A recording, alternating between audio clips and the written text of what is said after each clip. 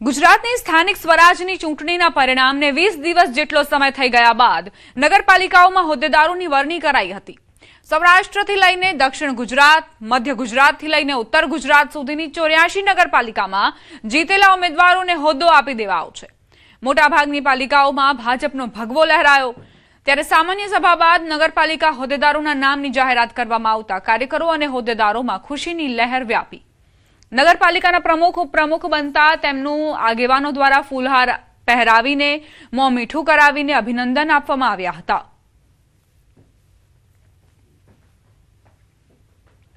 ભરૂચ, કડોદરા, બારડોલી, વ્યારા, ગણદેવી, રાજપીપળા અહીંથી આ દ્રશ્યો સામે આવી રહ્યા છે કે જ્યાં નગરપાલિકાઓમાં પ્રમુખ અને ઉપપ્રમુખને સુકાન સોંપી દેવામાં આવ્યું છે। નામોની જાહેરાત થઈ ચૂકી છે। સમર્થકોમાં પણ ભારે ઉત્સાહ જોવા મળ્યો।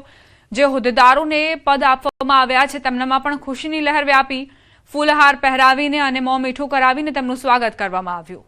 ખંભાત, ઉમરેઠ, પાદરા, બોરસદ, સોજિત્રા, બોડેલીથી આ તસવીરો સામે આવી કે જ્યાં પ્રમુખ અને ઉપપ્રમુખના નામની જાહેરાત થતાં જ તમામ જે કાર્યકર્તાઓ, સમર્થકો અને હોદ્દેદારોમાં ખુશીની લહેર વ્યાપી।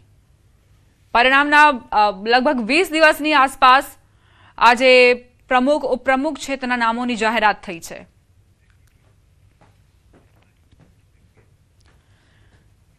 થરાદ ડીસા હાઈવે પર અકસ્માતની ઘટના। થરાદના કરણાસર નજીક બે કાર વચ્ચે જોરદાર ટક્કર થઈ।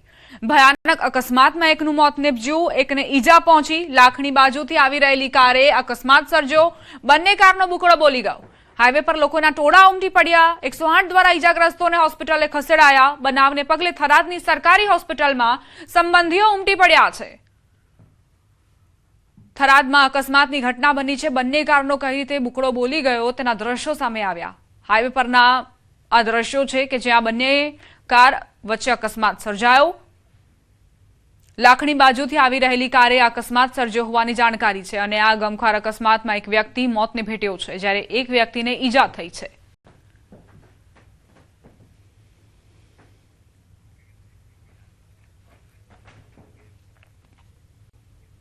સૌરાષ્ટ્રના અનેક ગામડાઓમાં ખાતરની અછત ખેડૂતો માટે માથાનો દુખાવો બની છે। ચોમાસા પહેલા જ ખેડૂતો ખાતર માટે ભટકી રહ્યા છે। ત્રંબા સહકારી મંડળીમાં ખાતર આવ્યાની જાણ થતાં જ ખેડૂતો ટ્રેક્ટર, રિક્ષા અને અન્ય વાહનો લઈને પહોંચી ગયા હતા। મંડળી બહાર વાહનોની લાંબી કતારો જોવા મળી હતી। 42 ડિગ્રી ગરમીમાં ખેડૂતો ખાતરની થેલીઓ ખભે ઊંચકીને પરેશાન થતા નજરે પડ્યા।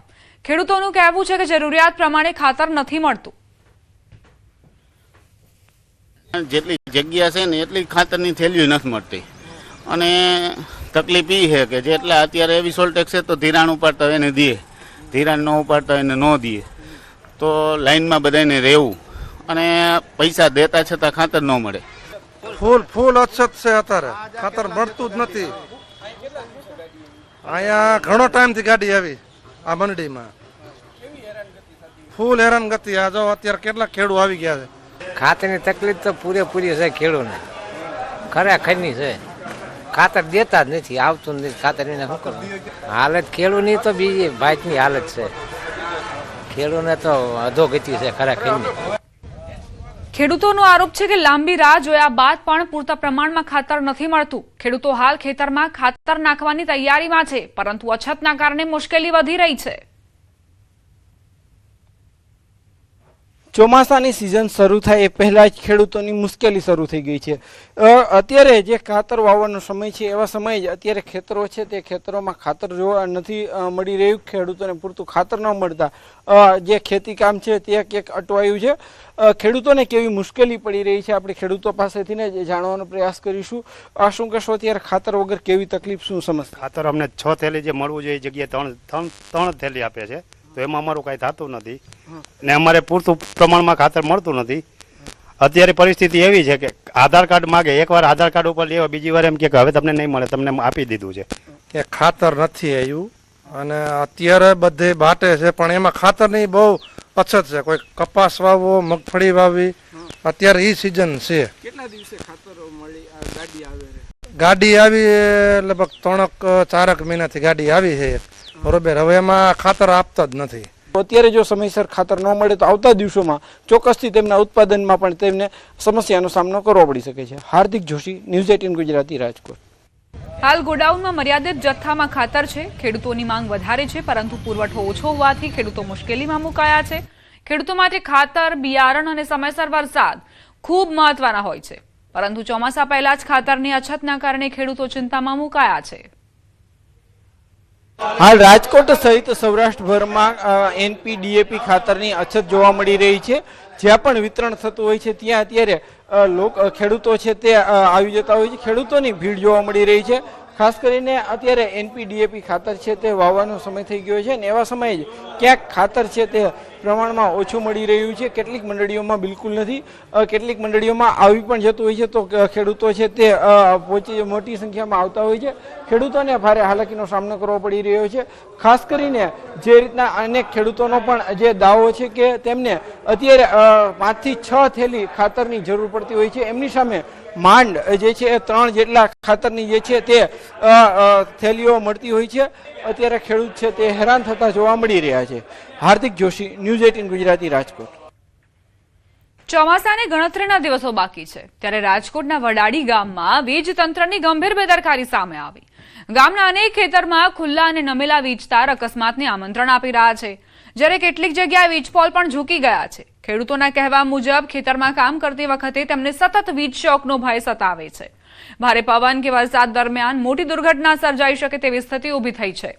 ગામના આગેવાનોનો દાવો છે કે ગામમાં આવી 10 થી 12 જેટલી જોખમી જગ્યાઓ છે. ખેડૂતો અને ગ્રામજનો તંત્રને અપીલ કરી રહ્યા છે કે કોઈ જાનહાનિ થાય તે પહેલા જ તાત્કાલિક સમારકામની કામગીરી હાથ ધરાય. તારનો પ્રોબ્લેમ છે, લાઈટ જાય તો 8 દિવસ હમું કરવા આવતા નથી, પાણી પીત હોય તો હુકાઈ જાય, કરવું શું હવે? ત્યાં ઘણી જગ્યાએ એમ જોવા, ઘણી જગ્યાએ આયા જો આના ખેતરમાં જોતા ઢાંઢા હાથી હાલે એમ નથી. તાર તો આમ અધરાત કરો તો 2 ફૂટ અધર રહ્યા છે ઉભા રેઠે. ગાડામાં બેસે તો તાર આંબી જાય એમ છે, ખબર વગર જો ભૂલમાં ગયા હોય તો સોટી જાય એમ છે. એમાં અમારા ગામની અંદર ઓછામાં ઓછી 10 થી 12 જગ્યાએ આવા તારના મેલાવા છે, બરાબર છે. અમને એવી બીક લાગે, અમારે વાડીએ બધા ખેત મજૂરો હોય છે, બરાબર છે. કોકના જીવના જોખમે અમારે કામ કરાવવાનું થાય છે. જ્યારે માણસ મરી જશે તો એ લોકો એમ કહે છે કે અમે તમને વળતર આપશું, તો વળતરને અમારે શું કરવું? ટાઈટ કરવાની નહીં, વચ્ચે એક પોલે નાખવાની જરૂર છે અત્યારે તો. ખાસ તો વચમાં પોલ નાખી દે તો તાર ઊંચા આવી જાય, બરાબર. પીજીવીસીએલ તંત્ર દ્વારા દાવાઓ પ્રી મોન્સૂનના કરવામાં આવતા હોય છે. પ્રી મોન્સૂનની કામગીરીને લઈને અનેક દાવાઓને જે પોકળ કરતા દ્રશ્યો છે અહીંયા જે જોઈ શકો છો. આ જે ખેતર છે તે ખેતરના દ્રશ્યો છે. આ વીજ પોલ છે તે નમી ગયો છે. માત્ર એક જ અહીંયા સમસ્યા છે એવું નથી, અનેક જગ્યાએ તાર પણ નીચે જોવા મળી રહ્યા છે, પરંતુ આ વીજ પોલ છે તે જો ભારે પવન આવે તો તે ધરાશય થઈ શકે છે, અને નીચે રહેલા જે આસપાસમાં રહેલા જે લોકો હોય છે, ખેડૂતો હોય છે, તેમના જીવને પણ જોખમ ઊભું કરી શકે છે. એ સિવાયના આ અન્ય દ્રશ્યો જુઓ, અહીંયા તાર છે તે પણ એકદમ નીચા જોવા મળી રહ્યા છે. ખાસ કરીને ખેડૂતોનો દાવો છે કે આ જે તાર છે તે હાથ ઊંચો કરે તો માંડ 2 થી 3 ફૂટ ઊંચા રહે છે.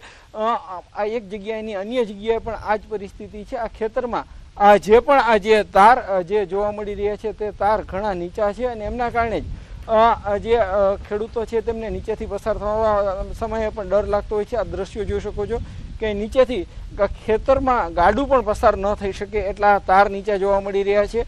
ખેડૂતોને ભય છે કે જે ચોમાસા દરમિયાન જે મોટી દુર્ઘટના સર્જાઈ શકે છે. તંત્ર દ્વારા જો યોગ્ય સમયે જો આ વડાડી ગામમાં જો આ કામગીરી કરવામાં નહીં આવે તો આ ખેતરમાં છે તે કેટલાક લોકોના જીવને જોખમ થઈ શકે છે, મોટા અકસ્માત પણ સર્જાઈ શકે છે. ત્યારે હજુ પણ વરસાદને વાર છે, ચોમાસાની ઋતુને વાર છે, પહેલાં કામગીરી પૂર્ણ કરવામાં આવે તો જે છે ખેડૂતોના માથે તોળાતું જોખમ છે તે કંઈક ટળી શકે. હાર્દિક જોશી, ન્યૂઝ 18 ગુજરાતી, રાજકોટ. સાબરકાંઠાથી સમાચાર. વડાલી પાલિકામાં કોંગ્રેસમાં પ્રથમ દિવસે જ ભાંજગઢ. ઉપપ્રમુખના મેન્ડેટ સામે સદસ્યોએ અનાદર કર્યો.